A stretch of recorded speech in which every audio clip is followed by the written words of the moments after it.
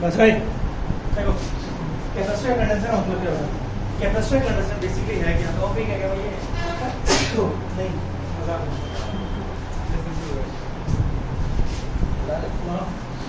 Capacitor condenser दो चीज़ है जो तुम्हारे इलेक्ट्रिकल अप्लायंसेस को डैमेज से बचाए।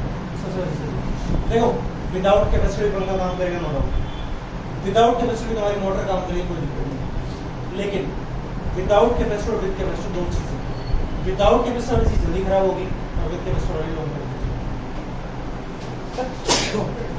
अब ऐसा होता क्यों है? इसका एक सिंपल सा बन रहा है, वो क्या वो यही कहता है कि अगर जो हम घरों में करंट देखते हैं वो सारा करंट कौन सा आता है?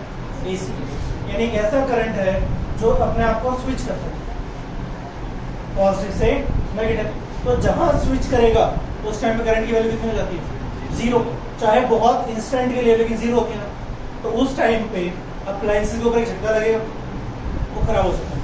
तो ये क्या करता है, जैसे ही तुम करंट सप्लाई प्रोवाइड करते हो तो कैपेसिटर अपने अंदर एनर्जी स्टोर कर देता है, और जैसे ही एकदम स्विचिंग टाइम आएगा वो स्विच करेगा, उस टाइम पे जो कैपेसिटर ने एनर्जी स्टोर कर रखी है वो लीक कर देगा और करंट की सप्लाई क्या रहती है?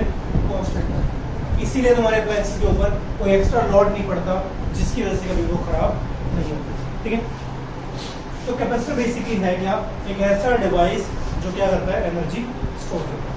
ठीक है, तो बोल सकते हो device which stores energy।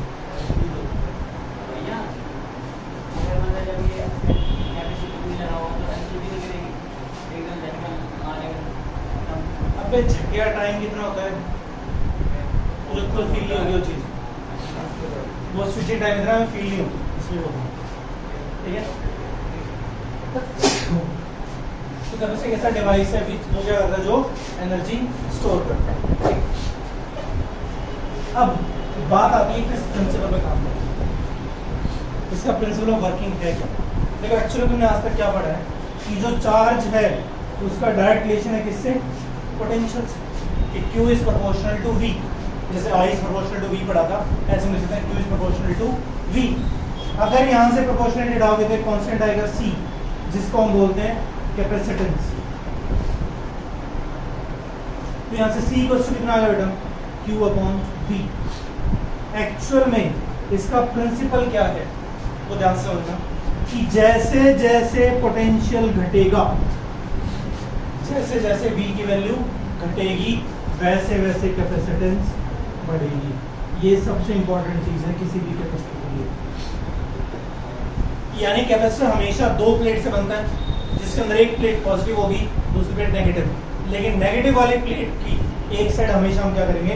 Ground करेंगे। क्यों ग्राउंड करोगे? तो मतलब पोटेंशियल डिक्रीज हो रहा है, और ग्राउंड क्या करता है? हम ग्राउंड लेते हैं, जीरो लेके चलते हैं ना, तो जीरो मतलब क्या? पोटेंशियल कम हो रहा है, और पोटेंशियल अगर कम हो रहा है तो कैपेसिटेंस बढ़ेगी।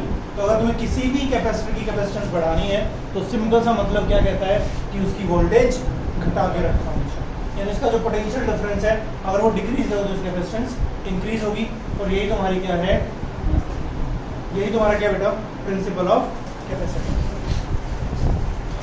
तो यानी क्या लिख सकते हो? As the potential difference between the plates increases the capacitance of capacitor increases. ठीक है, अब अगर ध्यान से देखें चार्ज की यूनिट क्या पढ़ते आ रहे हो? वोल्ट। किसकी यूनिट है? पोटेंशियल की। कूलम पर वोल्ट, इसी का नाम दिया गया है फैरेड। तो कैपेसिटर की यूनिट क्या होती है? फैरेड होती है। लेकिन तुम कभी ध्यान से अगर मार्केट में जाओगे या दुकान पे जाओगे तो ध्यान से देखना, तुम ना तो कोई माइक्रो बोल दो भैया 1 फैरेड का दे दो, 2 फैरेड दे दो, 3 फैरेड दे दो।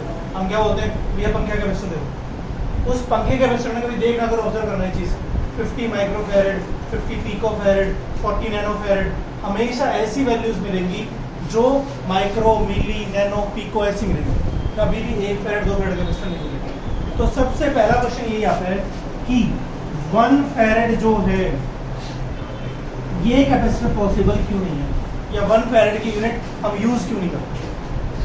1 फैरेड जो है वो यूज क्यों नहीं करते? बहुत सिंपल सा फंडा है। 1 फैरेड कैपेसिटर निकालने बैठोगे तो एक सिंपल सा एग्जांपल लेके आगे आएगा। अगर हम बात करते हैं एग्जांपल के तौर पे अर्थ की बात करें, अर्थ क्या होता है? अर्थ को अगर ध्यान से देखोगे, अर्थ का रेडियस कितना है बेटा? 6.4 10⁶ मीटर। और अर्थ की शेप हम क्या लेके चलते हैं? स्फेरिकल। अज्यूम करके चलते हैं वैसे है स्फेरिकल, लेकिन मान के चलते हैं स्फेरिकल। और जब तुम कैपेसिटेंस ऑफ स्फीयर निकालते हो तो अभी नेक्स्ट टॉपिक में आएगी आगे, वो आती है 4πε0 r।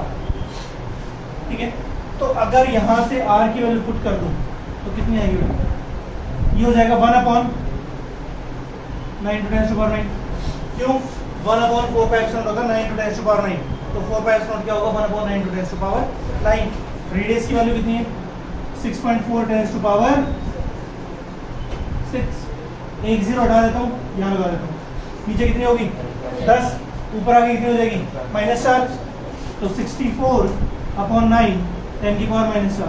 अगर 100 से मल्टीप्लाई कर लूँ, 100 से डिवाइड कर लूँ, फर्क पड़ेगा? ऊपर कितना बन गया? 6400/9 10⁻⁻⁶। इसको सॉल्व करोगे नियरली आएगा 711 माइक्रोफैराड। यानी सोच लो, इतना बड़ा रेडियस होने के बाद भी कैपेसिटेंस कितनी है? 711 माइक्रोफैराड। तो अगर 1 फैराड बनाना है तो कितनी अर्थ लगेगी अज्यूम कर सकते हो।